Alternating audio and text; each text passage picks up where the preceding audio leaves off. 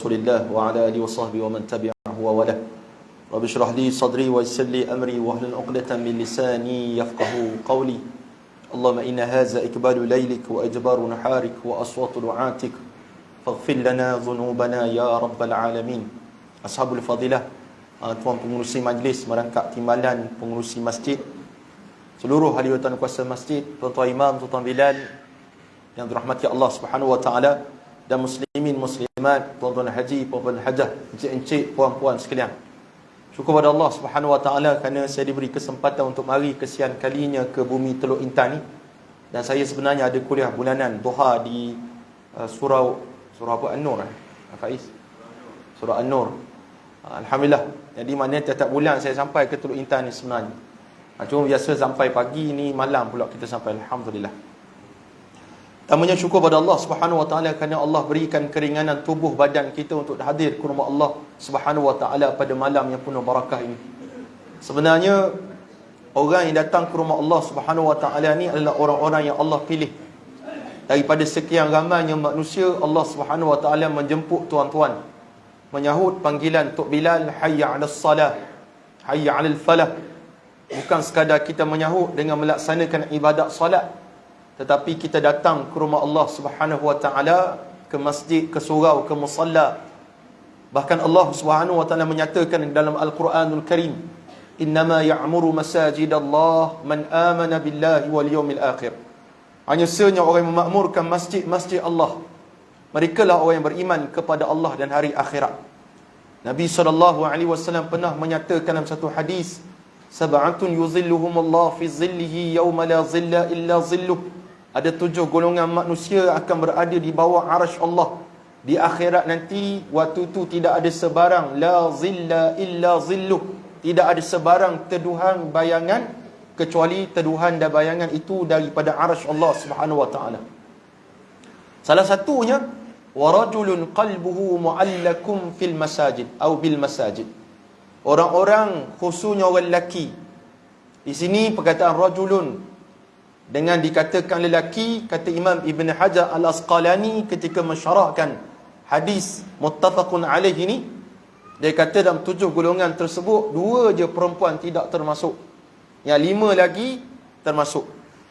Salah satu yang perempuan makcik-makcik yang tak termasuk, adik kakak sekalian, puan-puan sekalian, iaitulah wa rajulun qalbuhu mu'allakum bil masajid, iaitu orang perempuan tidak sayugianya bersungguh mari ke masjid. Orang lelaki kena bersungguh mari ke masjid. Tapi ramai sekarang orang lelaki dia suka jadi solehah. Terbalik pula, orang perempuan yang rajin mari masjid, orang lelaki jadi solehah, masak rumah, layan cucu, anak-anak, tak ada masa nak mari masjid. Saya sibuk, awak sibuk dan sebagainya. Jadi masya-Allah tabarakallah, Allah Subhanahu wa taala memilih tuan-tuan datang ke rumah Allah pada malam ni untuk mendengar sedikit yang boleh kita kongsikan dengan tuan-tuan. Saya ceramah tak panjang tuan-tuan sekalian. Sampai tuan-tuan letih, kita berhentilah insya-Allah. Tanda letih tu tuan-tuan boleh bergerak lebih 14 kali, maka kita berhentilah kuliah pada malam ni. Jadi kalau rasa nak panjang, steady. Kalau rasa nak cepat, bergerak banyak sikit, maka kita boleh habiskan ceramah kita dengan penuh tenang sekali insya-Allah. Hadirin mati Allah Subhanahu wa taala sekalian, kita dah berada pada bulan Syaban dah. Kita berada pada malam ni, malam keempat Syaban kalau tak silap saya lah. Bulan Syaban ni, selepas ni bulan Ramadan. Bulan Syaban ada kelebihan yang Allah Subhanahu wa taala berikan. Salah satunya kita ada malam nisfu Syaban, malam yang penuh dengan keberkatan, doa diterima oleh Allah Subhanahu wa taala. Dan Rasulullah sallallahu alaihi wasallam antara bulan yang Nabi memperbanyakkan puasa-puasa sunat, iaitu fi syahri Ramadan. Hampir-hampir Nabi puasa penuh. Walaupun tidak penuh, hampir-hampir. Maksudnya Nabi memperbanyakkan puasa-puasa sunat pada bulan Syaban. Imam Ibn Rajab Al-Hambali mengatakan bahawa puasa bulan Syaban ni sebagai suatu latihan. Orang kata, istilah orang kampung saya, panas enjin. Nak memanaskan enjin, sebab kita nak masuk satu bulan tarbiyah yang lebih besar, iaitu bulan Ramadan Al-Mubarak. Sebab kita risau kita tak pernah puasa sunat, tiba-tiba masuk Ramadan tersentak perut kita. Itu menyebab jadi gastrik, GERD, macam-macam penyakit datang. Sebab kita tidak ada persediaan rapi sebelum datang bulan yang kita kata bulan Ramadan Al-Mubarak. Jadi kita cuba usahalah tuan-tuan sekalian untuk memperbanyakkan, saya sendiri dan tuan-tuan sekalian, untuk memperbanyakkan puasa pada bulan Syaban, puasa sunat. Adik kakak yang dirahmati Allah Subhanahu Wa Taala sekalian, makcik-makcik, puan-puan yang mungkin nak qada puasa, qada ambil kesempatan pada bulan Syaban. Sebab itu dituntut oleh syarak kepada kita. Cumanya menjadi tidak boleh kalau kita baru teringat nak puasa setelah nisfu Syaban, 16 Syaban baru kita nak start puasa sunat. Itu tidak dibenarkan syarak, kecuali kita di kalangan orang yang sentiasa melazimi puasa Isnin Khamis, puasa hari-hari putih 13, 14, 15, dan juga untuk puasa qada dibenarkan. Itu sekadar mukadimah kita tentang bulan Syaban. Jadi kita bicara pada malam ini, tajuk yang dibincangkan ataupun diminta saya bahas ialah tentang Isra' wal Mi'raj. Isra' wal Mi'raj itu kita tahu belaka dah tuan-tuan, macam Allah Subhanahu Wa Taala. Saya nak kupas mencari detail pun mungkin tuan-tuan lebih tahu pada saya. Mungkin kalau saya ceramah nanti tuan-tuan akan cakap ada benda poin ustaz tak sebut ni. Siapa tahu tu punya hebatnya kita mendengar ceramah Isra' Mi'raj. Sebab dia berlangsung saban tahun, bulan Rejab aja orang akan cerita bab Isra' Mi'raj. Jarang bulan Rejab orang cerita bab Piala Dunia, jarang. Sebab bulan Rejab ni bulan Isra' wal Mi'raj. Maka bulan Isra' wal Mi'raj ini satu bulan yang sangat besar, ataupun bulan Rejab, satu peristiwa yang sangat besar yang berlaku kepada batang tubuh Rasulullah sallallahu alaihi wasallam. Dan kita tahu bahawa para anbiya ni mempunyai mukjizat masing-masing. Ada perkara-perkara yang mencari adat yang Allah Subhanahu Wa Taala zahirkan ke atas para nabi dan para rasul. Maka salah satunya baginda Nabi sallallahu alaihi wasallam, dia menerima mukjizat yang cukup hebat, iaitu mukjizat Isra' wal Mi'raj. Namun hebat-hebatnya Isra' Mi'raj, dia tak boleh nak tanding dengan satu lagi mukjizat yang paling besar sekali, iaitu mukjizat Al-Quranul Karim. Yang kita baca tentang peristiwa Isra' wal Mi'raj, semuanya terkandung dalam Al-Quranul Karim. Tuan-tuan boleh rujuk pada surah Al-Isra' pada ayat pertama, surah Al-Isra' pada ayat ke-60, dan surah An-Najmi, surah bintang, pada ayat awal sampailah habis satu muka menceritakan tentang peristiwa Isra' wal Mi'raj, khususnya Mi'raj itu yang berlaku kepada batang tubuh Nabi kita Muhammad sallallahu alaihi wasallam. Jadi tuan sekalian, saya nak pecahkan ceramah saya ataupun tazkirah saya ini kepada tiga keadaan. Yang pertama, sebelum peristiwa Isra' wal Mi'raj, semasa dan selepas. Saya ringkas 15 minit, 15 minit, 40 minit selesai, insya-Allah. 5 minit pertama ni saya nak cerita pada tuan-tuan macam Allah Subhanahu Wa Taala tempoh dakwah Rasulullah. Nabi berdakwah berapa lama tuan-tuan sekalian? Faiz, berapa lama Nabi berdakwah? Ni ahli syurga ni, masya-Allah. Mana-mana aja ada, masya-Allah, tabarakallah. Berapa lama Faiz? Nabi berdakwah berapa lama? 23 tahun. Anak saya tu, anak saya. Minta maaf lah, namanya Said Muhammad. Dia kuat mengamuk sikit, minta maaf lah, dakwah pahlawan kamu ni. Jadi Nabi berdakwah selama 23 tahun.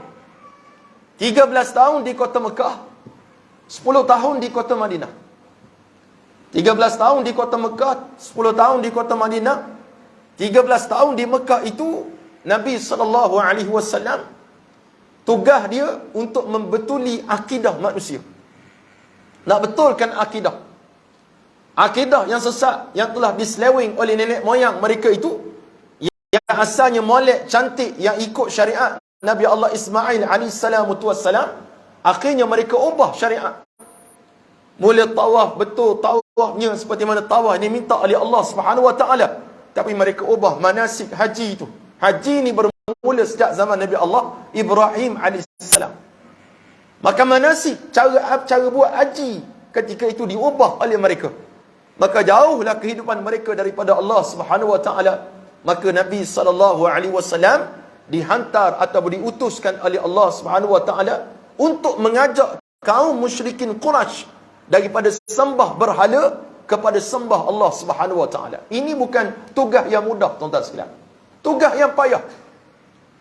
Dan kalau kita tahu tugas para anbiya ini mendepani ataupun depan dia itu dakwah Rasulullah ataupun dakwah para rasul ini, di hadapan mereka itu bukan dihidangkan dengan, bukan dibentang dengan kapet merah, kapet hijau, kapet biru, tak kira lah, kapet masjid dan surau ke, tak ada. Tidak dihidangkan para anbiya dengan suatu benda yang mudah bagi para rasul.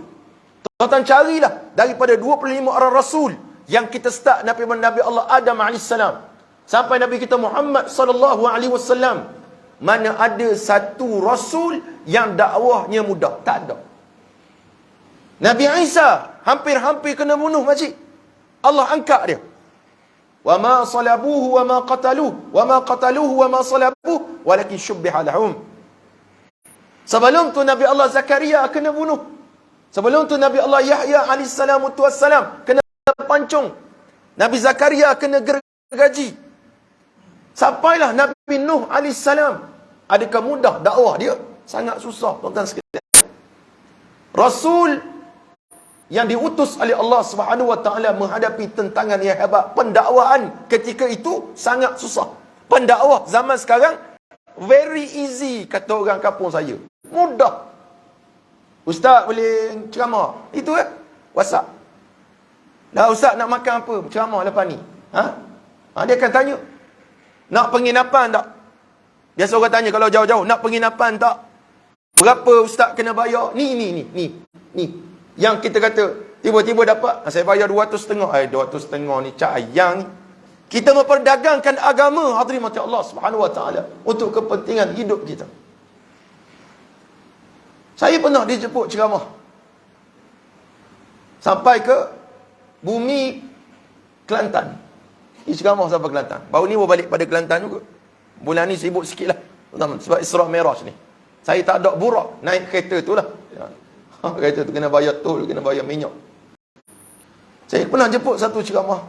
Perjalanan ke Kelantan ni bukan dekat, tuan-tuan sekalian. Mulai Banjaran Titi Wangsa, lalu kok tu, lalu kok ni, sekitar 5 jam setengah sampai. Pergi balik 11 jam. 11 jam. Habis ceramah, orang pun biasa lah. Dia akan salam ustaz. Kita pun tengok, salam seluk tu, dapat duit tu. Nak. Kita kata kaya ustaz ni. Kita pun tak apalah, nak isi minyak hari tu. Bukalah sampul tersebut. Agak-agak dia bagi saya berapa, tuan-tuan, Allah SWT. Tak apa guys, isu bayaran. Saya nak cerita mudahnya kita sekarang berbanding Rasulullah, mana dapat upah. Buka-buka ada 100.5. Saya khabar ke saya 100.5. InsyaAllah cukuplah untuk bayar minyak kita. Kereta tu mata kedarah minyak bukan main kuat juga, tuan-tuan, Allah SWT. Dia tak tanya pun ustaz nak penginapan ke, tak ada. Penginapan cari sendiri. Itu yang kita dapat balik. Tapi yang sebut Rasulullah SAW payah, tuan-tuan sekalian. Payah. Tuan-tuan baca Yasin malam Jumaat, semalam baca Yasin. Tuan-tuan akan bertemu dengan ayat yang Allah nyatakan wadrib lahum masalan ashabal qaryati idh ja'ahal mursalun. Tuan-tuan kalau baca Yasin, jangan baca Yasin saja, tengok makna dia. Baru kita tak tidur baca Yasin. Ni kita baca Yasin, sedar-sedar kun fayakun, habis dah. Makan. Dia kena perhati betul apa benda kita baca. Salah satunya, Allah buat cerita tentang bagaimana satu penduduk atau satu kota, satu tempat, namanya Antaqiyah, yang Allah Subhanahu Wa Taala utus kepada penduduk ini 3 orang rasul. 3 rasul. Mula-mula Allah hantar 2. Kemudian Allah hantar seorang lagi untuk menguatkan jadi 3 rasul. Ni bukan 3 ustaz cak ayah ni. 3 rasul diutus. Maka berkatalah para rasul, inna ilaikum mursalun.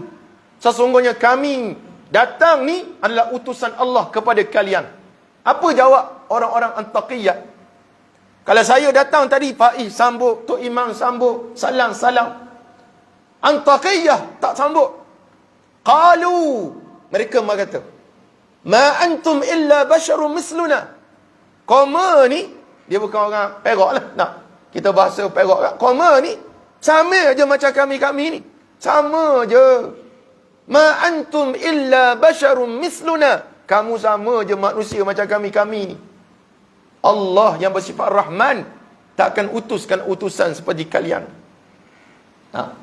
Apa lagi ancaman mereka? Qalu inna tatayyarna bikum la illam tantahu. Padu lanarjumannakum wa la yamassannakum minna adzabun alim. Kalian ni buat pening kami je. Kalau kalian tak berhenti daripada berdakwah ni, narjumannakum, kami pasti rejam kamu. Wala yamassannakum adzabun alim, dan kami akan kenakan tindakan azab yang teruk kepada kamu. Tengok tuan-tuan macam Allah Subhanahu Wa Taala. Senang ke susah? Susah. Kita lepas ni, ustaz, lepas ni kita makan kedah. Ustaz, makan. Ustaz tak pernah gemuk belaka ustaz. Tadi abang kita tanya, ustaz makan sihat. Nak macam mana? Lepas ceramah, makan. Lepas makan, tidur. Bukan lepas makan pergi jogging, tidur. Balik tidur, kurang-kurang. Gemuk ustaz-ustaz. Maka tuan-tuan macam Allah, bacalah surah ini. Maka Rasulullah SAW menghadapi suasana dakwah sama seperti mana para mursalin, para rasul terdahulu. Ujian demi ujian ni yang menimpa kepada batang tubuh Rasulullah SAW. Itu sebab tuan-tuan kena baca ataupun kena bacalah kitab sirah Rasulullah. Fiqh sirah Dr. Syed Ramadan Al-Buti sebagai contoh. Kena mengaji. Kalau kita rasa malas mengaji, baca buku. Tengok bagaimana susahnya Rasulullah nak sampaikan Islam kepada kita di bumi Malaya ni. Kemudian Nabi SAW menghadapi banyak tentangan dalam tempoh tersebut. Ujian yang Allah berikan kepada Rasulullah bukan kepalang yang banyaknya ujian. Dan turut sama menghadapi ujian tersebut para ashabur Rasul. Sahabat-sahabat Nabi teruk kena. Sebab nak menyokong Islam yang dibawa oleh Nabi Muhammad SAW. Sebab orang tak suka pada Islam. Kita tengok sejarah Sumayyah, syahidah pertama dalam Islam, seorang wanita, seorang hamba makcik. Disula oleh Abu Jahal laknatullah sampai mati. Suaminya Yasir dibunuh oleh Abu Jahal. Anaknya Ammar ketika itu melihat bapa dia kena bunuh, mak dia kena bunuh. Dia tunjuk kepada Ammar, wahai Ammar, kamu tengok ni. Kamu tengok sekarang. Kalau kamu nak mati macam ayah kamu, nak mati macam mak kamu, kamu lawanlah kami lagi. Maka sebutlah nama Tuhan-Tuhan kita sebelum ini. Maka Sayyidina Ammar bin Yasir menyebut nama Lata, Uzza, Manah. Dalam sebutan tersebut, rupa-rupanya dia terlalu sakit menerima tentangan ataupun seksaan daripada musyrikin. Kita tak pernah macam tu, tuan-tuan sekalian. Yang kita risau dekat Malaysia yang tercinta ini, takut Allah uji kita. Bukan dalam bentuk susah macam tu. Kalau di bumi Syria yang kena gempa bumi baru ni, tuan-tuan sekalian, mereka susah. Duduk di sempadan, duduk tempat pelarian. Tiba-tiba gempa pula Allah SWT bagi. Kita kata kesiannya dia. Kesianlah. Allah uji mereka dengan susah. Dan tuan-tuan kena sedar, kita diuji oleh Allah di Malaysia ni dengan kesenangan yang amat banyak. Yang kita risau dengan sebab senang yang sangat ini, akhirnya kita lari daripada apa yang Allah Subhanahu Wa Taala perintahkan. Ingat lagi waktu Covid, PKP pertama, PKP kedua, marahnya kita sebab tak boleh keluar daripada rumah. Saya alhamdulillah dengan kawan-kawan di NGO, kita buat 15 misi bantuan PKPD. Hampir 1,5 juta kita dapat kumpul pergi satu Malaysia. Hantar bantuan, dapatlah keluar sekejap. Tu ya tujuan, salah satu tujuan nak dapat keluar je. Dapat alhamdulillah. Boleh kita hantar bantuan. Tak ada konsert, tak ada. Semuanya online belaka. Maksiat tak ada. Rupa-rupanya kita ni akan ingat Allah waktu kita susah. Bila Allah angkat Covid daripada kita, mula kita derhaka balik kepada Allah Subhanahu Wa Taala. Waktu bencana tsunami Aceh yang mengorbankan lebih 200,000 nyawa, Malaysia tak jadi buat sambutan tahun baru. Sebab apa? Mengenangkan peristiwa Aceh yang kena tsunami. Seolah-olah kita kata nak takut kepada Allah. Semata-mata waktu kena azab oleh Allah, baru kita ingat pada Allah. Yang ni kita paling risau sekali. Kalau Covid yang benda kecil tu kita takut, sepatutnya kita takut kepada Allah Subhanahu Wa Taala, Tuhan yang mencipta COVID-19 tersebut, tuan-tuan macam Allah Subhanahu Wa Taala sekalian. Maka Rasulullah menghadapi tentangan yang maha hebat. Para sahabat Nabi pun kena tentangan begitu juga. Nabi pergi ke Taif, kena hentam dengan puak-puak Taif. Nabi pulang ke Mekah Al-Mukarramah dalam keadaan Nabi sangat sedih. Ketika itu Allah Subhanahu Wa Taala menghiburkan hati Rasulullah. Kalaulah manusia yang menentang kamu, wahai Muhammad, kamu rasa sedih dan sebagainya, mari aku perjalankan kamu dalam satu perjalanan yang sangat luar biasa. Maka peristiwa Isra' wal Mi'raj ini, hadirin sekalian, dia berlaku di luar pemikiran manusia yang normal. Luar pemikiran. Orang kampung saya kata, dok dang mikir. Tahu dok dang mikir? Tak sempat nak fikir macam mana perjalanan ni yang berlaku kepada batang tubuh Nabi Muhammad sallallahu alaihi wasallam. Dia bukan cerita rekaan. Macam saya khabar, tuan-tuan, saya bertolak tadi daripada Ipoh pukul 7. Sampai dekat masjid, tuan-tuan, 7, 1 minit. Kita kata benda, ustaz scammer ni. Ustaz scammer terus kita panggil tak? Ni pok-pok, filem-filem fiction ni. Sebab kita kata, tak mungkin lah. Pukul 7 tolak pada Ipoh, 7, 1 minit, sampai dekat masjid. Kena lalu kok tapah, kok bido, kok mana, ngejeng lagi jalan dengan orang Malaysia kita ni. Belah sana kereta rosak, dia pun jalan slow. Pelik orang Malaysia. Kereta rosak, kita jalan slow. Apa halnya? Rosak di tepi. Aksiden hujung sana, kini yang slow. Ini lagi pelik. Kita manusia paling prihatin di dunia, bahkan di seluruh cakrawala. Punya hebat orang Malaysia. Tu saya pening. Maka kalau Nabi SAW sebut begitu kepada orang-orang musyrikin waktu Nabi pulang daripada peristiwa Isra' wal Mi'raj, begitu juga yang mereka hadapi. Mereka tak percaya. Dan betul kisah ini untuk Allah Subhanahu Wa Taala menguji iman manusia. Adakah mereka percaya kepada kekuasaan Allah Subhanahu Wa Taala? Baik, itu yang pertama. Maka Nabi SAW diperjalankan oleh Allah Subhanahu Wa Taala untuk menunjukkan kekuatan ataupun kekuasaan Allah. Buktinya pada ayat pertama. Subhanallazi asra bi'abdihi lailan. Maha suci Tuhan yang memperjalankan hamba-Nya, yakni Nabi Muhammad sallallahu alaihi wasallam, lailan, pada suatu malam, yakni sebahagian malam. Malam sekitar berapa jam, tuan-tuan macam Allah? Start daripada pukul berapa? Pukul 7 sampai pukul 7 pagi ke pukul berapa? Pukul 6, pukul subuh lah. Sekitar 12 jam, sekitar gitu. Maka Nabi SAW ada riwayat mengatakan Nabi sedang tidur di rumah Ummu Hani. Ada riwayat kata Nabi sedang tidur di sisi Kaabah dekat Hijr Ismail. Maka malaikat Jibril dan Mikail datang bawa Nabi SAW dan disampaikan dekat dengan sumur Zamzam, telaga Zamzam. Yang Zamzam tuan-tuan pergi beli, pergi minum dan sebagainya. Maka kata Rasulullah SAW, kehebatan air Zamzam ni, apa yang kita niatkan, insya-Allah kita boleh dapat. InsyaAllah. Kalau sakit, minum banyak air Zamzam. Niatkan begitu. Dan sunnah air Zamzam minum berdiri.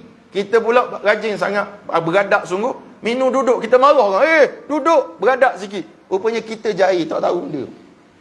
Minum air Zamzam sunat berdiri. Nah. Air lain, duduk. Air Zamzam je sunat berdiri. Nah. Air lain kena duduk.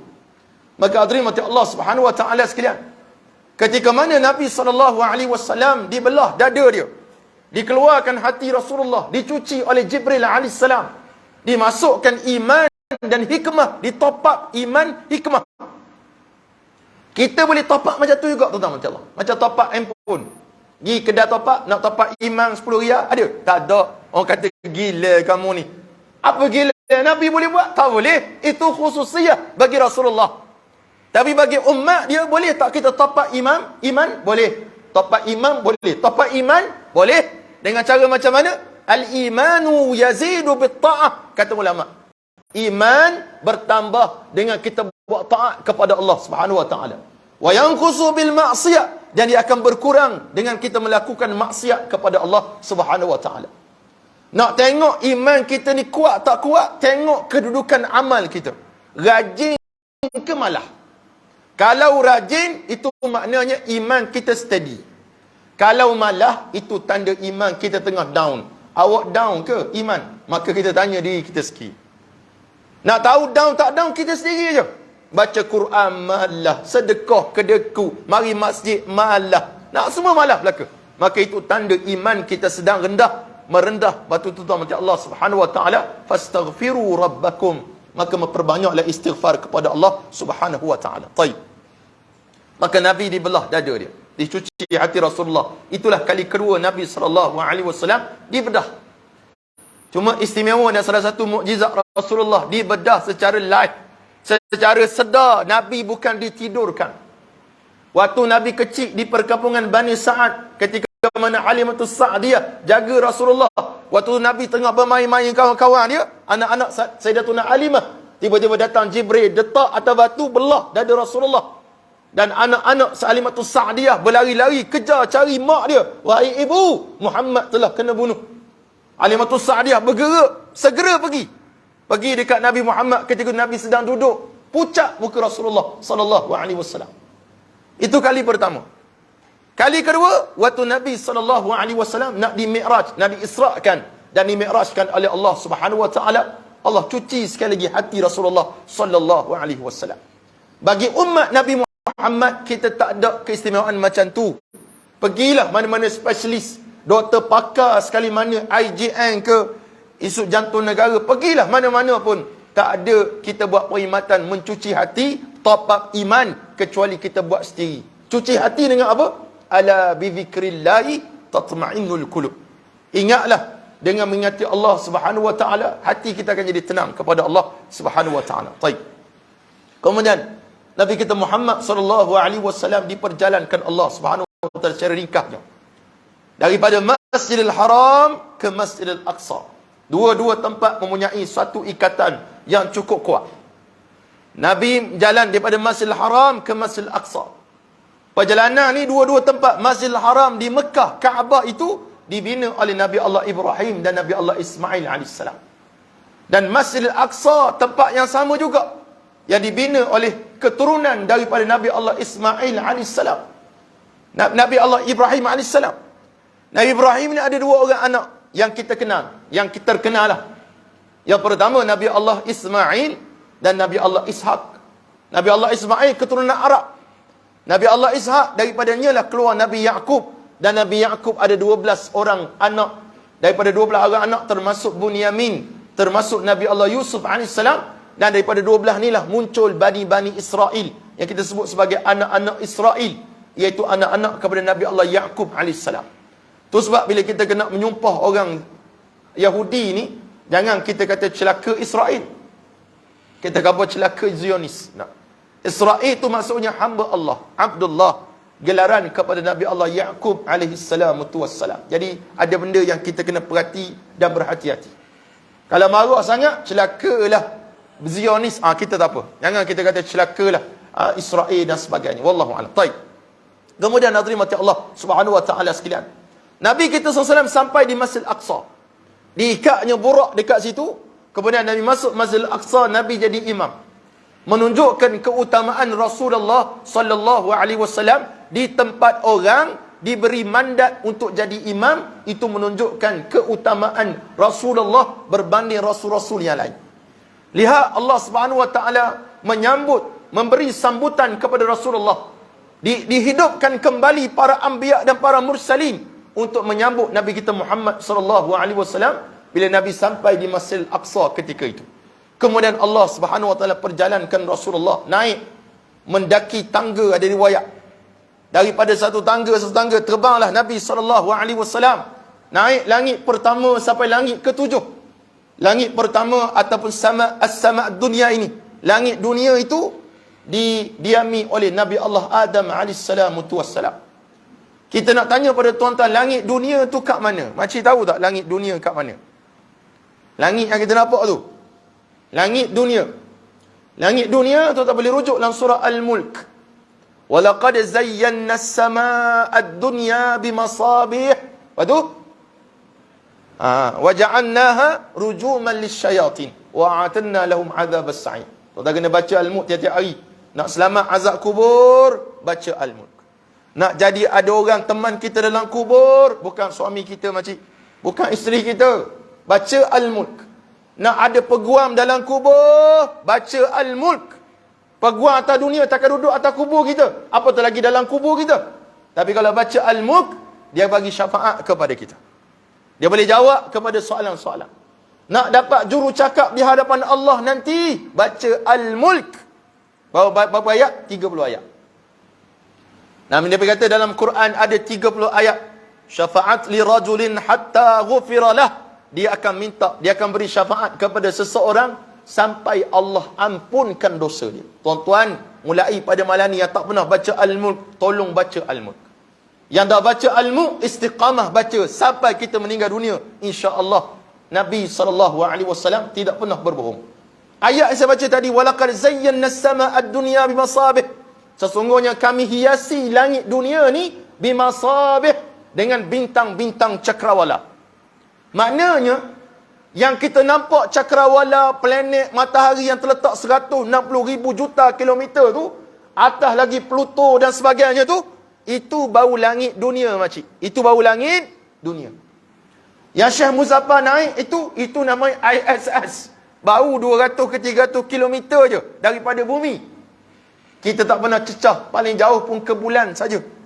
Ke Marikh dalam satu ekspedisi. Itu bau langit dunia, dan bagaimana keadaan dia hanya Allah Subhanahu wa taala saja yang tahu. Cuma disebut dalam hadis, Jibril mengetuk pintu langit, ketuk pintu. Penjaga langit kata, "Man?" Siapa? "Ana Jibril." "Man wa man ma'ak?" Siapa bersama kamu? "Muhammad sallallahu alaihi wasallam." "Adakah Muhammad telah diutus?" "Ya." Maka dibuka pintu. Maka ada ulama mengatakan peristiwa tersebut Allah rahsiakan daripada seluruh para malaikat. Allah rahsiakan. Kalau Allah tak rahsia, malaikat tak perlu tanya, "Mu siapa?" "Jibril." "Siapa dengan kamu?" "Muhammad." Tapi kalau Allah bagi tahu memo awal kepada para malaikat, maka tak perlu tanya dah. Tapi dalam peristiwa tersebut ada dia punya undang-undang, masuk tempat orang kena ketuk dan bagi salam. Maka naik langit pertama, Nabi bertemu dengan ayahanda Nabi dan datuk kita semua, iaitulah Nabi Allah Adam AS. Dalam Sahihul Bukhari, Nabi Adam ni kata Rasulullah, "Khuliqa Adam 40 dhira'a." Dicipta Nabi Adam besar dia 40 hasta makcik. Setinggi 6 tingkat ataupun sama dengan menara masjid ni. Itulah tinggi Nabi Allah Adam AS. 40 hasta. Balik nanti cuba kira. 1 hasta sini sampai sini. Kira 1, 2, 40 hasta. Maka kata Jibril AS, "Hadha abuka Adam, fasallim alaihi." Itulah bapakmu Adam, bagi salam pada dia. Maka adab seorang anak bagi salam kepada ayah. Maka Nabi bagi salam kepada Sayyidina Adam AS. Nabi Adam jawab salam Rasulullah. Maka dia kata, "Marhaban bibni salih wan nabiyus salih." Selamat datang dengan anak ndaku yang salih dan Nabi yang salih. Nabi Adam AS. Nabi Adam ni dibentangkan kepada baginda tentang amalan kita setiap hari. Nabi melihat Nabi Adam pandang belah kanan, Nabi Adam pandang belah kiri. Pandang kanan, dia gembira. Pandang kiri, sedih Nabi Adam. Ditanya kepada Jibril AS, maka dikatakan dibentangkan amalan anak cucunya kepada Adam AS. Dan kalau anak cucunya buat amal ibadah kepada Allah, gembira bukan kepalangnya dia. Tapi bila dia melihat ada anak cucu melakukan maksiat kepada Allah, mereka bersedihlah Nabi Allah. Maka bersedihlah Nabi Allah Adam AS. Maka Nabi teruskan perjalanan naik langit kedua, bertemu dengan Nabi Allah Isa AS dan Nabi Allah Yahya AS. Nabi Isa masih hidup hatta al-an, sampai sekarang. Dan Nabi Isa akan turun satu masa nanti, tuan-tuan yang dirahmati Allah Subhanahu wa taala. Kita sedar ataupun tidak sedar, peristiwa ini digambarkan oleh Rasulullah dalam kitab-kitab hadis membicarakan tentang akhir zaman. Nabi Isa akan turun. Nabi dah cerita kat mana dia turun, bagaimana dia turun, macam mana rupa Nabi Isa, bagaimana nafasnya itu. Orang kafir bau mati belaka. Sejauh mana nafas dia boleh bergerak, sejauh mata memandang, nafas dia boleh bergerak. Dan Dajjal terkencing-kencing lari daripada Nabi Allah Isa AS. Dan dia akan bertemu di satu pintu namanya Babul Lud. Dekat situ Dajjal akan bertemu Nabi Isa dan dia mati macam lilin cair, tuan-tuan Allah Subhanahu wa taala. Itu Nabi Isa AS. Hebat. Nabi Isa AS masih hidup. Dan yang telah meninggal dunia wafat, iaitu Nabi Allah Yahya AS. Seperti mana saya nyatakan tadi, dia telah dibunuh oleh raja ketika itu sebab dia menentang raja yang nak nikah dengan anak saudara sendiri ke anak dia sendiri, anak saudara sendiri. Maka hadirin Allah Subhanahu wa taala sekalian, Nabi naik langit ketiga. Nabi bertemu sallallahu alaihi wasallam dengan Nabi Allah Yusuf alaihissalam.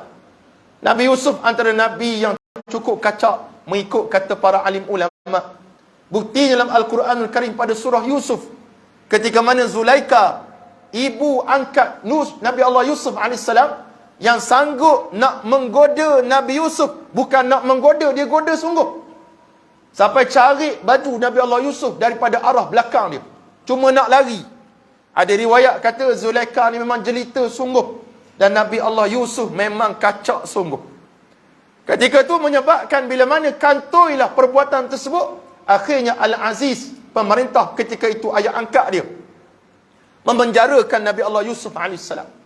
Maka viral ketika itu di kota Mesir. Zulaikha ni telah buat skandal dah, nak buat sesuatu dengan Nabi Yusuf AS.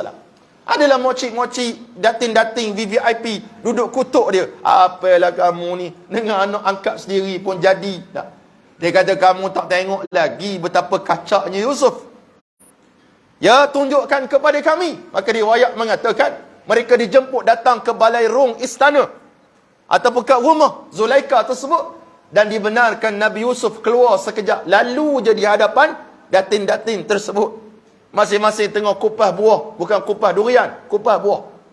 Tengah kupas lalu Nabi Yusuf, dan mereka melihat Nabi Yusuf sampai teriris jari, mereka tak perasan dia iris jari. Maknanya kacak luar biasa. Tuan-tuan pernah jumpa tak lelaki yang sekacak itu dekat dunia setakat ni? Makcik pernah jumpa? Takkan tuan-tuan jumpa suami kita kacak tu. Tak ada yang paling kacak suami kita lah, paling kacak. Kalau tidak, tak kahwin dengan dia. Ke ada saya kebetulan je ustaz kahwin dengan dia. Tak ada semuanya sebab kacak. InsyaAllah.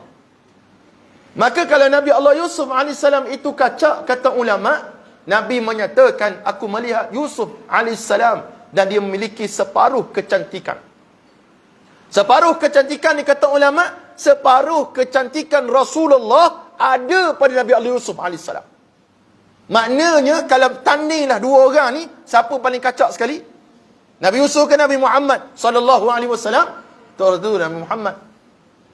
Sebab dikata oleh Sayyidina Hasan bin Sabit radhiyallahu ta'ala anhu, Sayyidina Hasan sahabat Nabi puji Rasulullah. Kita puji Nabi tak ada masalah.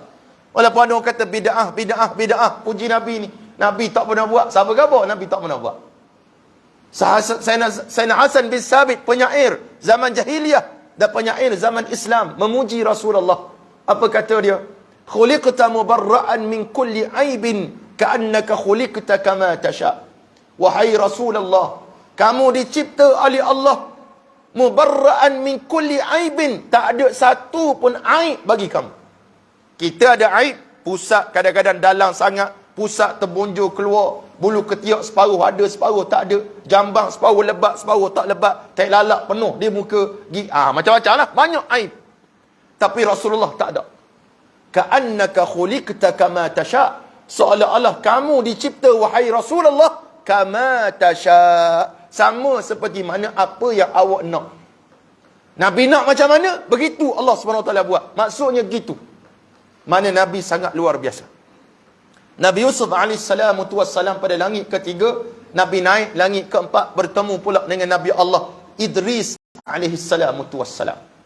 Nabi Idris ni Allah sebut dalam Quran, wa rafa'nahu makanan 'aliyya, kami angkat Idris pada makam tempat yang tertinggi. Maka ada riwayat mengatakan oleh para ulama, salah seorang lagi Nabi ataupun Rasul yang tidak wafat lagi, iaitulah Nabi Allah Idris AS. Sebab apa? Kita berujuk kita kisah sejarah dia. Ada riwayat Israiliyat dan sebagainya menyatakan dia ni best friend kepada Malakul Maut. Tuan-tuan pernah berkawan Malakul Maut?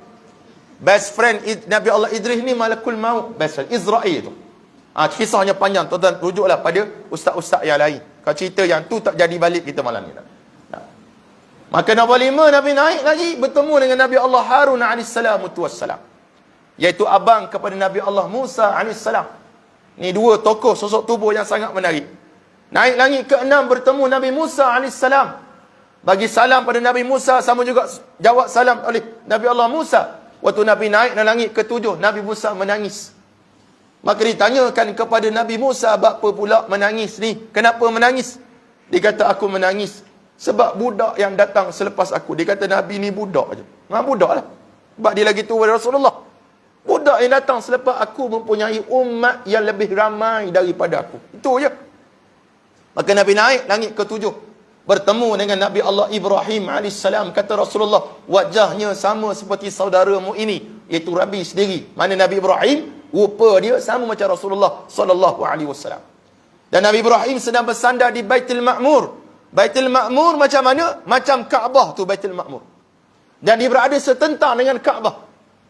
Bayangkan dirahmati Allah Subhanahu wa taala, kata Rasulullah, dimasuki Baitul Ma'mur itu oleh 70,000 malaikat setiap hari, dan mereka tidak keluar sampailah pada hari kiamat untuk beribadah kepada Allah Subhanahu wa taala. Maka Nabi naik lagi sampai ke Sidratil Muntaha, dan naik kepada satu tingkatan yang lebih tinggi sampai sana Jibril alaihissalam tak mampu nak tembus ke sana. Maka Nabi SAW mencapai kedudukan yang tertinggi sekali, dan di sana tuan-tuan Allah Subhanahu wa taala, jangan pula kita kata Allah duduk kat sana. Kalau Allah duduk sana ke Ustaz? Tak. Macam kita duduk di bumi, duduk di Teluk Intan ni, kita nampak matahari. Nampak matahari kan? Kita kata matahari kat Teluk Intan ke? Bukan. Duduk di Pahang tengok matahari. Matahari di Pahang ke? Tak. Allah tidak bertempat. Allah tidak bertempat. Dah apa kita tempat tinggi Ustaz? Menunjukkan yang pertama kedudukan Rasulullah tu sendiri, bukan kedudukan Allah tu. Kedudukan Rasulullah SAW sendiri sangat luar biasa. Sampai Nabi naik boleh mendengar qalam. Tahu qalam? Qalam ni pen.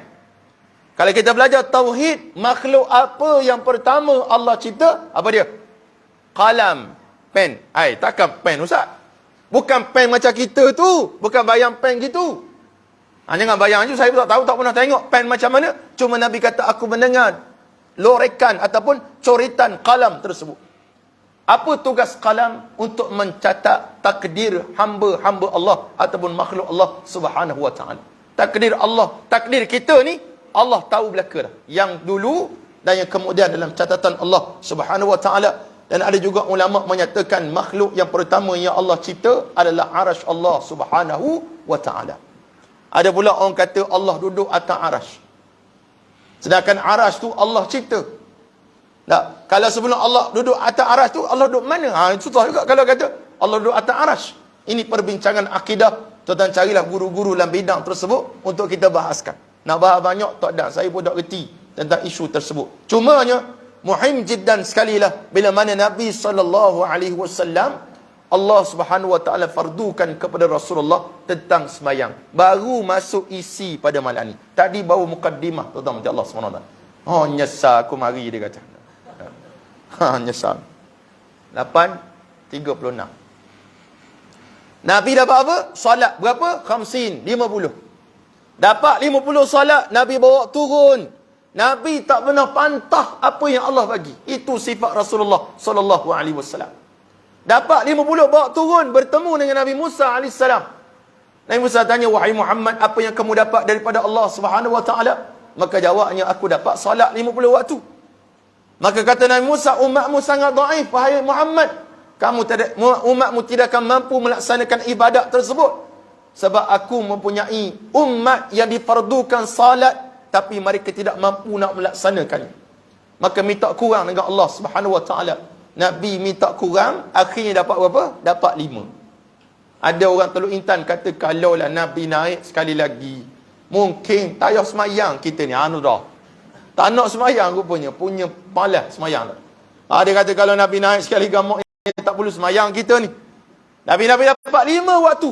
Subuh, zuhur, maghrib, zuhur, asar, maghrib, isyak. Yang 5 waktu ni pun kita tak mampu nak istiqamah tuan-tuan macam Allah Subhanahu wa taala. Betapa ramai orang-orang yang tak boleh jaga solat 5 waktu. Kita pernah kenal orang tak semayang. Dia tak rasa apa-apa, dia tak semayang. Ini namanya dosa yang dinormalisasikan dosa.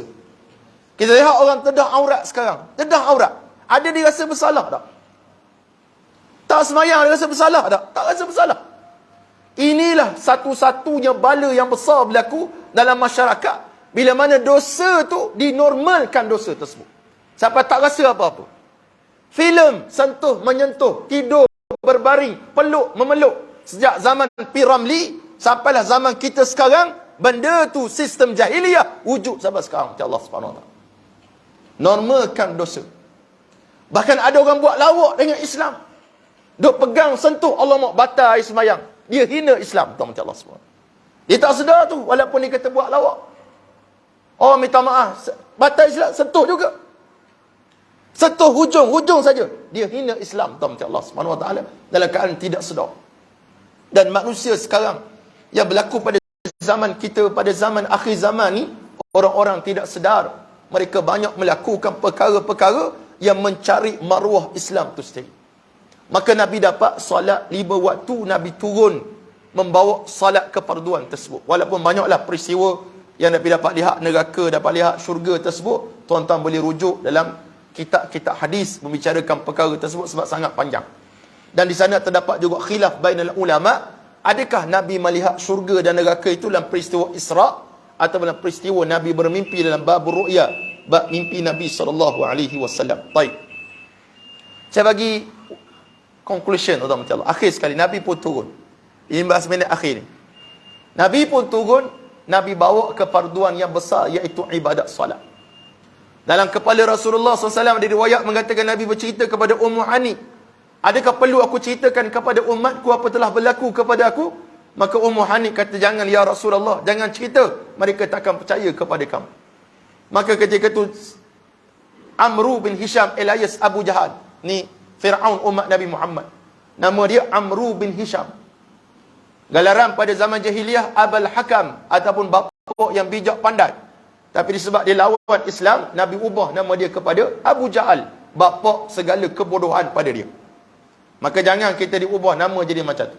Duk lawan Islam, duk suka pada Islam, duk menyokong tagut dan sebagainya, takut orang ubah jadi nama Abu Jahal macam Abu Jahal juga. Maka hadirin mati Allah Subhanahu wa taala sekalian, kebetulan Nabi bertemu dengan Abu Jahal pagi tersebut. Abu Jahal tanya pada Rasulullah, "Hey Muhammad, apa berita terbaru daripada langit yang kamu nak bawa kepada kami?" Maka Nabi SAW ada tak? Nabi kata, tak ada. Nabi tak kata tak ada. Mafish, tak ada. Tapi Nabi sebab Nabi sifat wajib bagi Rasul, siddiq, amanah, tabligh, fatanah. Siddiq benar. Siddiq amanah. Amanah lah, tanggungjawab. Tabligh, dia kena menyampaikan. Dia tak boleh kitman, menyembunyikan. Maka dia cerita kepada Abu Jahal peristiwa Isra wal Mi'raj. Agak-agak tuan-tuan Abu Jahal excited ke tak? Excited. Boleh kata ni cerita ni bagus betul ni. Boleh viral ni. Hashtag Muhammad Isra Mi'raj. Kalau zaman kita lah. Nah. Boleh viral ni. Tak apa Muhammad, sebelum ni aku lawan kamu. Tak boleh ceramah. Kena tariklah macam-macam. Kamu tak boleh ceramah. Di Mekah ni, tak apa. Hari ni aku nak kumpul seluruh penduduk Mekah. Dengar cerita kamu pada hari ni. Abu Jahal tolong pula waktu tu. Dalam hati dia, habis Muhammad kali ni. Memang habis. Hari ni aku balung betul-betul Muhammad sallallahu alaihi wasallam. Maka dikumpul penduduk Mekah. Nabi pun cerita. Nabi kena sampaikan cerita dia. Ada yang tercengang. Macam saya kata tuan-tuan tadi, saya bergerak pukul 7 sampai 7 minit. Tuan-tuan kata apa? Nipu dia ni, scammer ni. Macam-macam dia khabar pada Nabi Muhammad sallallahu alaihi wasallam. Ada yang telah Islam, keluar pada Islam balik. Yang belum Islam lagilah lawan Nabi. Dia kata betul-betul lah Muhammad ni penipu. Mana boleh datang pada satu malam, pergi Al-Aqsa, balik-balik, naik ke langit, turun, balik sini, sebahagian malang. Nipu betul Muhammad ni. Sebab biasanya pergi Al-Aqsa 2 minggu, balik 2 minggu, sebulan. Kamu pergi malam tadi, kamu cakap. Maka ada orang bertanya, wahai Muhammad, kabarkan kepada aku. Bagaimana? Kabarkan kepada kami. Sifatkan kepada kami Al-Aqsa tu macam mana? Waktu tu Nabi tak boleh jawab. Tiba-tiba Allah Subhanahu wa taala layarkan di hadapan Rasulullah live daripada Al-Aqsa, Palestin. Nabi dapat tengok Masjid Al-Aqsa. Apa saja soalan daripada orang musyrikin, Nabi dapat jawab satu persatu. Itu pun mereka kata Nabi tetap pembohong. Orang kafir ni tuan-tuan macam Allah Subhanahu wa taala, selagi mana Allah tak beri hidayah kepada mereka, tuan-tuan cakaplah bulan, bintang, lautan, 7 lautan sekalipun, mereka tidak akan beriman kepada Allah Subhanahu wa taala. Dalilnya mana? Innal ladzina kafaru sawa'un 'alaihim a anzartahum am lam tunzirhum la yu'minun. Sebab apa? Khatamallahu ala qulubihim wa ala sam'ihim wa ala absarihim ghishawah wa lahum 'adzabun 'azim. Orang kafir ni Allah tutup dah hati mereka. Kecualilah Allah Subhanahu wa taala suntikkan hidayah kepada mereka, mereka sedar. Mereka tak percaya pada cerita Rasulullah sallallahu alaihi wasallam. Akhirnya puak-puak ni datang mendatangi Abu Bakar As-Siddiq. Pergi khabar pada Abu Bakar, wahai Abu Bakrin, kamu tahu tak Muhammad cerita apa pada hari ni? Dia cerita apa? Dia cerita pada Abu Bakar. Kamu percaya ke? Ya, aku percaya, jawab sini Abu Bakar. Bahkan lebih daripada tu lagi aku boleh beriman dan percaya apa dia bawa oleh Nabi Muhammad sallallahu alaihi wasallam. Maka sejak itu Sayyidina Abu Bakrin diberi gelaran oleh Allah Subhanahu Wa Taala dengan gelaran As-Siddiq. Kita ada juga gelaran As-Siddiq sebab nama anak kita letak gitu terus. Nama Muhammad Abu Bakar As-Siddiq. Pada anak kita tak As-Siddiq, dia letak. Tak apalah. Mengambil sempena nama Nabi Abu Bakar As-Siddiq radhiyallahu ta'ala wa arda. Jadi tuan-tuan macam Allah Subhanahu Wa Taala sekalian. Peristiwa Isra' saya bagi conclusion yang terakhir sekali sebagai penutup pada malam ni. Yang pertama tuan-tuan macam Allah Subhanahu Wa Taala, peristiwa Isra' wal Mi'raj sesuatu yang tak boleh dipikir di logik akal kita. Dan Islam bukan tertegak dengan logik akal semata-mata. Itu kita kena sedar. Kenapa rukuk kena ke depan? Kenapa tak rukuk ke kanan? Sebab perkataan Ustaz, rukuk mesti ke depan. Tak apalah. Itu ujar dia. Kenapa kita kena sujud? Dahi kena-kena. Kenapa tangan kena gini? Kita boleh jawab. Tapi ada benda tak boleh nak jawab. Contoh je kata Nabi SAW. Kalaulah Islam itu mengikut logik akal, pastilah batin khuf. Kena ada khuf. Kita belajar fiqah, sapuan khuf. Khuf ni stokin kulit. Yang kita gunakan musim sejuk, kita hanya sapu. Tak perlu kita cabut nak basuh kaki. Sapu ke atas. Khuf macam stokin. Kita sapu khuf macam ni. Atas dia. Kita tak sapu khuf macam ni. Patutnya kita sapu bawah. Sebab apa bawah? Sebab kita pijak kok bawah, betul? Kita tak pijak kok atas. Kita pijak kok bawah. Tapak dia. Tapi kenapa khuf disapu macam tu? Maka kata Rasulullah, kalaulah Islam mengikut logik, pastilah batin khuf itu disapu, bukan atas dia. Maka Islam ada benda boleh dipakai di logik akal. Contoh, kita kata bab hukum Allah. Hudud. Kerak tangan bagi orang mencuri. Kita boleh fikir dah apa dia punya kehebatan dia. Mungkin kita kata kalau kerak jadi OKU lah dia, Ustaz. Tak. Bila kita kerak tu bukan kerak saja. Kerak tu di hadapan orang. Kena panggil orang tengok. Mari tengok ni. Orang nak kena kerak tangan curi. Dan kena kerak macam kata tuan guru kami waktu berlaku di Saudi. Ditengok waktu hari Jumaat orang kena pancung, kena kerak tangan. Waktu kita melihat orang dikerak tangan tersebut dalam hati kita, demi Allah, aku tidak akan benarkan anak cucu aku mencuri. Itu dia punya hikmah dia. Kenapa orang berzina kena sebat? Kenapa orang berzina dah kahwin kena rejam? Itu semua di hikmah ilahi. Cuma kita tak nak pilih apa hukumnya Allah Subhanahu Wa Taala telah tetapkan. Sebab kita rasa kita bijak telajak. Terlalu bijak kita ni. Sampai kita tolak habis perintah Allah Subhanahu Wa Taala. Kita pilih-pilih. Solat kita pilih. Zakat kita pilih. Puasa sebab nak diet kita pilih. Bak hukum Allah, ni tak apalah. Yang ni tak boleh. Masyarakat majmuk, tak boleh. Ni tak boleh. Banyak benda kita tolak. Maka ingat tuan-tuan macam Allah Subhanahu Wa Taala. Allah sebut, bukan saya sebut. Saya sampaikan kepada tuan-tuan. Kebetulan tuan-tuan jemput saya kena sampaikan. Allah kata, "Wa ma kana lil mu'minin wa la mu'minatin idza qada Allahu wa rasuluhu amran an yakuna lahumul khiyaratu min amrihim."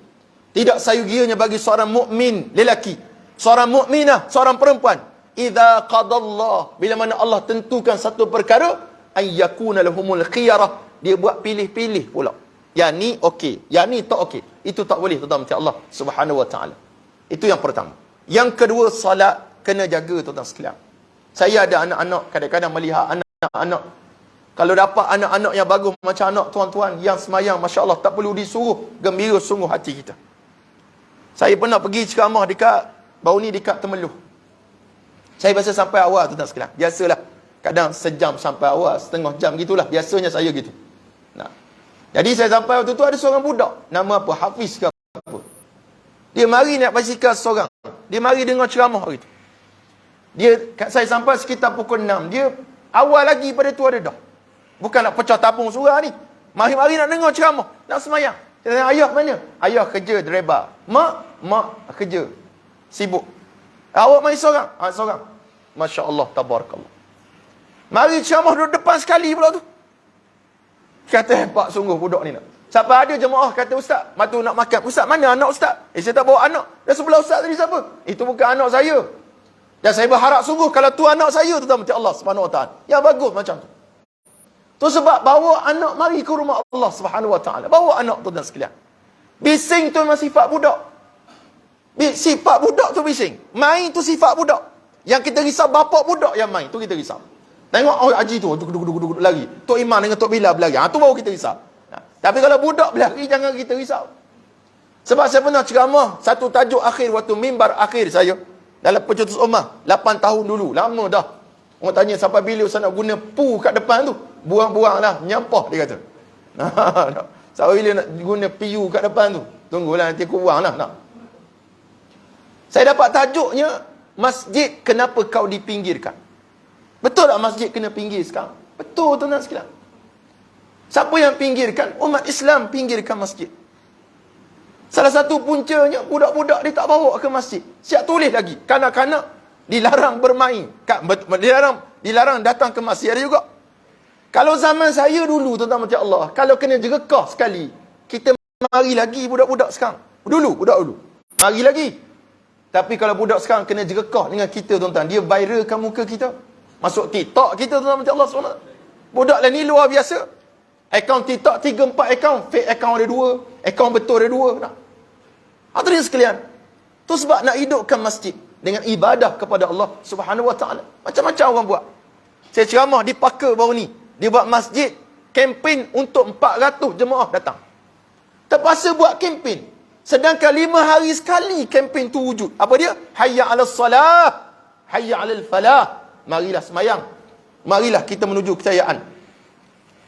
Tapi tetap kita tak mari ke rumah Allah Subhanahu Wa Taala. Lebih dahsyat lagi kita berat hati nak bawa anak-anak kita mari ke rumah Allah sebab kita risau orang akan marah bawa anak. Dan tuan-tuan patut tak boleh marah dah. Tegur tak apalah, jangan bawa anak senyap. Tak apa kita pesan. Tapi kalau dia main juga tak boleh buat apa. Saya pergi ceramah dekat Masjid Sungai Ramal Luar. Masjid Sungai Ramal Luar Kajang ni ada 2 masjid. Satu masjid lama, satu masjid baru. Masjid ni nama Masjid Qiblatain. Saya katalah sebab masjid tu 2 kiblat. Masjid lama kiblatnya salah. Dia tak buat dah masjid. Dia buat masjid baru. Tengah semayang. Subuh waktu tu. Saya kuliah subuh. Ada seorang mu'alaf ni bawa anak dia kecil. Sekitar macam umur anak saya tu lah. 3 tahun. Dia duk main kipas kat depan ni. Ketuk-ketak. Dia pula geduk-geduk. Saya risau dia masuk kain, bawah kain Tok Imam je. Nah. Saya risau dia tarik Angry Bird Tok Imam. Nah. Jadi waktu tu hadirin macam Allah Subhanahu Wa Taala. Kita tokoh syok dah semayang. Habis semayang. Ada seorang haji tu bangun. Dia kata, hey, you. Ni anak you kan? Ya. Apa you tak jaga anak you tengah semayang kacau orang? Tak khusyuk. Oh, dia punya beleti dekat 2 kilometer panjang ni. Merah padam muka mu'alaf tu sikit. Tak boleh marah macam tu. Nak marah bawa ke tepi hujung sikit. Awak bawa anak. Jaga sikit ikat dia ke benda ke. Pesan. Tapi sifat budak macam tu. Kata Sultan Muhammad Al-Fatih, kalau tak dengar bunyi budak dalam masjid, kena tahulah tuan-tuan macam Allah Subhanahu Wa Taala kehancuran tempat-tempat tersebut. Tapi bukan bermakna kita bagi budak melompat, kena tegur, tetap tegur. Cuma bila tetap berlaku juga, itu sebagai hiburan pada kita lah. Ada kata, Ustaz tak khusyuk Ustaz, dah rumah semayang khusyuk. Oh, khusyuk tak? Tak apalah kalau gitu. Bolehlah hujah kuat. Tapi kalau menipu dapat dosa. Maka tersebut tuan-tuan macam Allah Subhanahu Wa Taala kena raikan budak-budak. Bahkan kalau ada saf, saya pernah semayang ceramah mana semalam? Saya. Ada orang tua tu pesan, awak ni kalau orang tua ramai, awak kena semayang belakang ni. Sedangkan budak tu mari awal dulu. Mana boleh kita halau dia ke belakang? Ada lagi stigma macam tu. Budak kecil semayang sahur dewasa. Awak tak boleh. Belakang. Ni. Ini tunjuk. Tak siapa ajar tahu. Ni, apa hujah kita kata sunat duduk belakang? Kalau dia duduk di situ, haram kita alih dia keluar. Tak boleh. Kita duduk belakang lah sebab mau lewat. Kecuali kita adik-adik, anak-anak. Boleh tak atuk? Cucu-cucu. Boleh tak atuk duduk tempat kamu? Ni, dia kata, tak boleh. Yang pentingnya minta izin. Tak boleh kita halau. Gitu dia tak boleh. Sebab dia datang dulu. Kalau nak tepat tu, mari awal lah. Jangan pula budak-budak tu sahur. Malu kita. Jadi saya tolong sahur. Tuan-tuan, minta Allah SWT. Agar kita sedar perkara ini. Budak dia ada autoriti dia juga. Dia ada keperluan. Dia ada sebab dia kena datang. Sebab mereka lah pewaris kita. Sebab yang majoriti datang ni ramai. Yang akan pergi ke rahmatullah ramai. Kita nak yang muda-muda datang tuan-tuan Allah Subhanahu Wa Taala ke rumah Allah Subhanahu Wa Taala. Kita sedar orang muda ni susah. Nak cari orang muda komit kepada masjid surau sangat payah. Tapi kalau mereka dapat datang, itu satu anugerah daripada Allah Subhanahu Wa Taala kepada kita. Yang terakhir sekali tuan-tuan Allah Subhanahu Wa Taala sekalian, sebagai penutup ceramah saya tak seberapa ni, tuan-tuan, kita berada pada akhir zaman, marhalah akhir zaman. Banyak peristiwa-peristiwa yang berlaku di hadapan kita. Contoh terkini berlaku di Turki dan juga di Syria. Lebih 47,000 orang telah meninggal dunia. Bahkan lebih pada tu lagi. Tengah orang buat selamatan, mari pula gempa susulan 6.8 skala Richter dan sebagainya. Ini sesuatu yang menakutkan kita sebenarnya. Maka keluarlah video-video yang menyatakan sebab apa Turki kena macam tu, sebab orang Turki tak solat, orang Turki tak taat pada Allah, orang Turki jahil agama. Kita berbuat fitnah terutama macam Allah SWT. Kita tak sedar ramai di Malaysia orang tak semayang. Kalau kita kata orang Turki tak reti rukun semayang, Malaysia pun ada makcik. Kalau orang Turki tak reti selawat, Malaysia pun ada. Maka tak boleh kita khabar macam tu, walaupun mungkin betul. Tapi hakikatnya ujian yang Allah berikan kepada mereka. Dan kita risau. Kita ni mewah, telajak, makan senang. Tadi kita buat program di Kompleks Pendidikan Baitul Diyak yang telah kami asaskan. Kita buat kuliah duha. Mocik-mocik bawa makanan, penuh makanan. Orang kata gembira, hebat Ustaz, makan banyak. Dok, kita rasa kadang-kadang menakutkan sebenarnya. Bukan sebab jadi gemuk, obesity, bukan. Sebab kita risau banyak sangat nikmat daripada Allah SWT ni. Kalau orang taat, tak apa. Orang semakin jauh daripada Allah. Sekarang orang dedahkan maksiat, mereka tak takut kepada Allah. Mereka dedahkan pernah tidur bersama, tak takut kepada Allah. Saya minta sangat Jabatan Agama Islam cari Datuk Seri tersebut dan artis tersebut yang tolong declare dalam media sosial mereka, yang mengatakan pernah tidur walaupun tak buat apa-apa, dia kata, tapi pernah tidur dalam satu katil. Kena cari. Kena cari orang declare. Dan orang buat maksiat kepada Allah SWT, mereka tak rasa langsung takut kepada Allah SWT. Mereka selalu rasa senang sangat. Yang ni kita risau, takut diri istidraj. Banyak maksiat kepada Allah, tapi banyak nikmat Allah bagi. Tapi bukan sebagai satu nikmat, tapi ialah niqamah. Niqamah maksudnya kecelakaan yang Allah akan berikan kepada mereka. Dan kita doalah, bukan kita minta mereka ni dihancurkan, tapi kita doa diri kita sendiri dan sahabat-sahabat kita yang melakukan maksiat tersebut, agar Allah kurniakan taufik hidayah kepada kita sampailah saat-saat kita bertemu dengan Allah Subhanahu Wa Taala. Kita tidak menghukumkan perbuatan, bukan menghukumkan orang tersebut, kita menghukumkan perbuatan mereka itu yang mencari ataupun menghina agama Allah Subhanahu Wa Taala. Moga-moga Allah menjadikan kita di kalangan orang yastami'una al-qawla fayattabi'una ahsanah biiznillah azza wa jalla. Akhir sekali, Allah Subhanahu Wa Taala, dua pengumuman yang terakhir. Saya ada edarkan flyers kepada tuan-tuan. Itulah Baitul Diyak. Itu flyer lama yang terbaru, belum siap lagi. Kita baru selesai membina sebuah kompleks pendidikan yang kita habiskan duit orang, duit tuan-tuan lah, yang menginfakkan kepada kami lebih daripada 3.6 juta ringgit. Alhamdulillah. Setahun 4 bulan kita membina, akhirnya tempat tersebut telah siap. Cuma ada part-part tertentu yang masih lagi kita perlukan. Contohnya terkini, penebat petir ke nama dia? Kilat. Yang kita perlukan sekitar 15,000 lagi untuk kita mengelak daripada trip, 2-3 kali trip.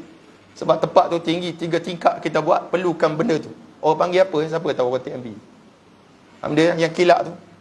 Tu sekitar 15,000 kos dia. Jadi bagi siapa saya berminat untuk menyumbang kepada kami, boleh salurkan dalam nombor akaun tertera tu, insya-Allah. Dan siapa berminat untuk ziarah kami di sana, jemput datang. Setiap Jumaat kita ada program kuliah duha, ada 2 ustaz pada hari-hari minggu-minggu berbeza.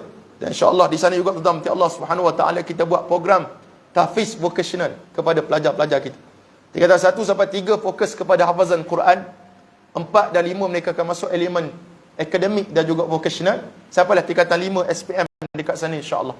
Dan juga di sana kita buat kelas tahfiz percuma kepada anak-anak kampung. Dan juga kita buat macam-macam lah program-program yang terkini, yang terdekat sekali, khusus pengurusan jenazah untuk anak-anak lelaki dan perempuan dan sebagainya. Yang kedua, tuan-tuan Allah Subhanahu Wa Taala, dan kereta saya tu ada produk daripada syarikat saya, syarikat Kokotin Enterprise, yang sejak 2019 lagi antara produk killer produk kami, bukan membunuh orang lah, tapi produk yang sangat laris, iaitu namanya Kokotin. Ratah saja pun sedap. Memang tuan-tuan, ratah pun sedap. Tak percaya tuan-tuan, ambil lah ratah nanti. Ratah pun sedap, budak-budak sangat suka. Dan dia adalah musuh sembelit nombor 1. Bagi tuan-tuan yang ada masalah sembelit, khususnya anak-anak kita yang suka minum Milo, minuman-minuman koko yang menyembelitkan najis tu, boleh cuba try Kokotin, insya-Allah.